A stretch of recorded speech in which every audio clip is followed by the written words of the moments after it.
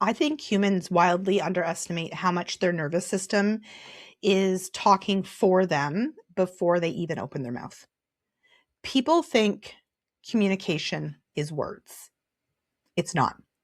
Communication is energy. It's tone and tension. It's your facial expressions and your pacing, how fast or slow you're talking. It's your eye contact. It's your presence and its regulation. You can say, I'm not mad, while aggressively unloading the dishwasher like you're auditioning for WWE. Your body always tells the truth first. Humans feel each other. You know that. You walk into a room and you can feel your spouse's, your besties, your kids' energy before anybody ever announces what's going on. Nobody needs to explain it. You just feel it because your nervous system is constantly scanning. Am I safe here? Am I accepted here? Can I relax? Is there tension here? Is this person calm or reactive? Do I need to protect myself? And this happens underneath conscious awareness all day long.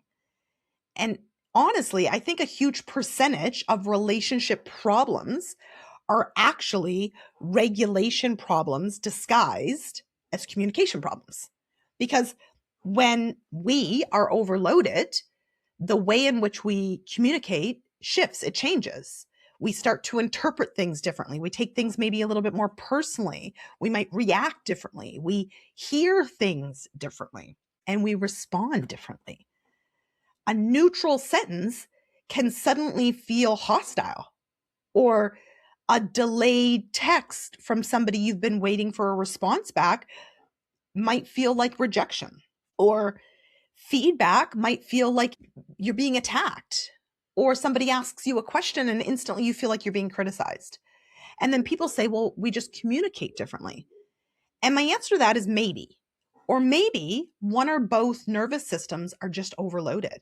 And that's a big difference. And there's actually neuroscience behind this. When the brain perceives stress or threat, the amygdala, your survival part of your brain's alarm system, becomes more active while your thinking brain, your prefrontal cortex, becomes less effective or less efficient. And this matters because the prefrontal cortex is responsible for your empathy, your logic, your ability to make decisive decisions. It's your ability to regulate your emotions, perspective taking, your impulse control. What does that mean? The more stressed humans become, the less access they have to the exact skills healthy communication requires.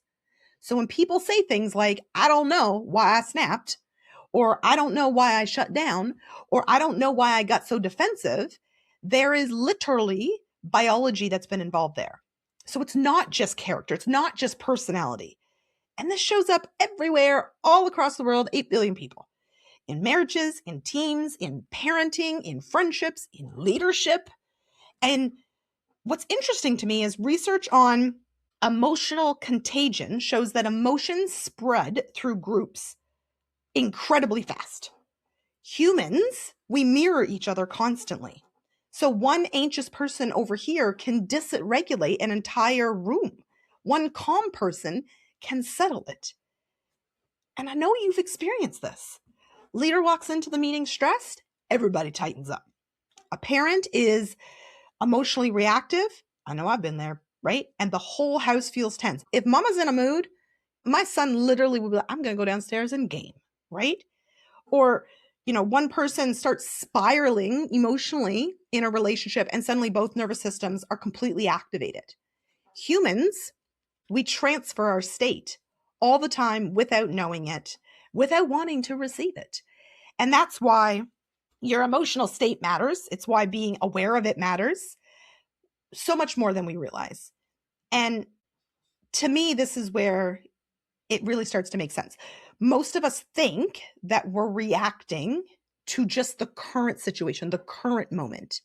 But a lot of times we're reacting to the accumulation, the accumulated pressure, or the old conditioning, or the past experiences, the old patterns, or emotional memory. what we call triggers, right? Because your nervous system is basically a prediction machine. It's constantly asking, have I experienced something like this before? And if yes, it reacts fast. And sometimes it does so, as you've noticed in your own life, way before logic catches up. And that's why certain tones can trigger people, certain personalities can trigger people, certain dynamics can trigger people, because the body remembers. And even when the conscious mind doesn't fully understand why, like if you grew up around criticism or chaos and walking on eggshells and unpredictability and raised voices and inconsistency in emotions, your nervous system may now interpret normal tension as danger. So somebody saying, "Can we talk later?" does not feel neutral to you, maybe. It can feel threatening.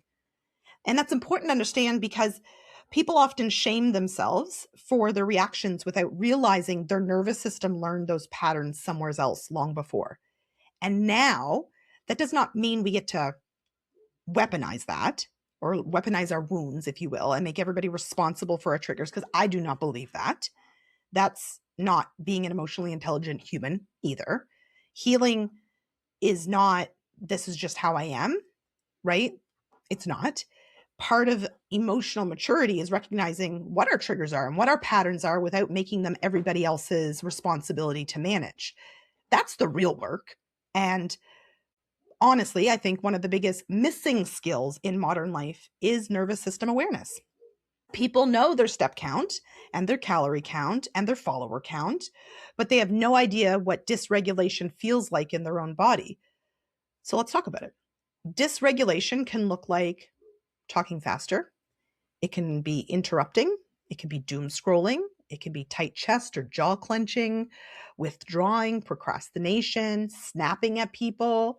It can be hyper productivity, needing constant noise, feeling emotionally numb. It can be just withdrawing and being unable to rest without guilt.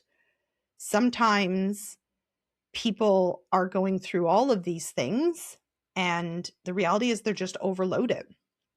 A lot of times people aren't actually rude people, they're just dysregulated. And sometimes they are not bad communicators. It's just that their nervous system is in protection mode. And those are different conversations, and there's a different output and input that's needed from there. And to me, this matters because humans make very different decisions depending on whether they feel safe or threatened. Threatened humans will control more, listen less, blame more, defend more, attack more, avoid more.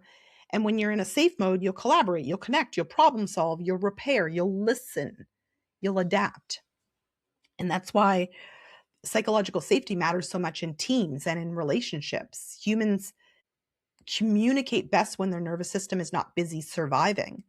And look, none of this means life should be stress-free. It's damn near impossible to make it like that.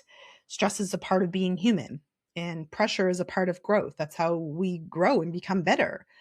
Hard conversations matter, conflict matters, discomfort matters. But there's a massive difference between healthy stress and chronic nervous system overload.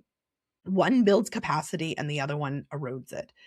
And I think one of the most powerful things humans can learn is how to regulate before they communicate, not during the explosion, before it, right? So learning to pause. And it sounds woo and it sounds too simple that most of you won't do it, but I promise you it works. Pause, breathe, slow the pace, notice your body, get into the present moment, separate, the assumptions from the facts, name what's actually happening to yourself internally. In my book, Success Takes Courage, I talk about a term that was coined in psychology called, name it to tame it, naming your emotions, bringing awareness to them. Because regulated communication, it sounds a lot different. It's slower, it's cleaner, it's less reactive, it's less performative, and it's more honest. And maybe the shift here isn't how do I win this conversation, right? Maybe it's what state am I bringing into this conversation and how do I regulate so that I can at least steer my part of the conversation in a different way, in a different mode. The reality is your nervous system, your energy enters the room long before you open your mouth, long before you do. every single time. And so being aware of who you are, what you stand for, what is helping or hindering you in terms of your nervous system regulation, and starting to shift that pattern, because the only person that can shift things is you. The only person that can heal things is you.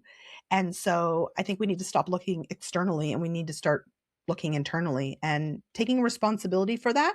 And I can promise you, you're going to feel a heck of a lot better, right? When it becomes a you problem and not a them problem, because you can't fix them, but you can fix you, right?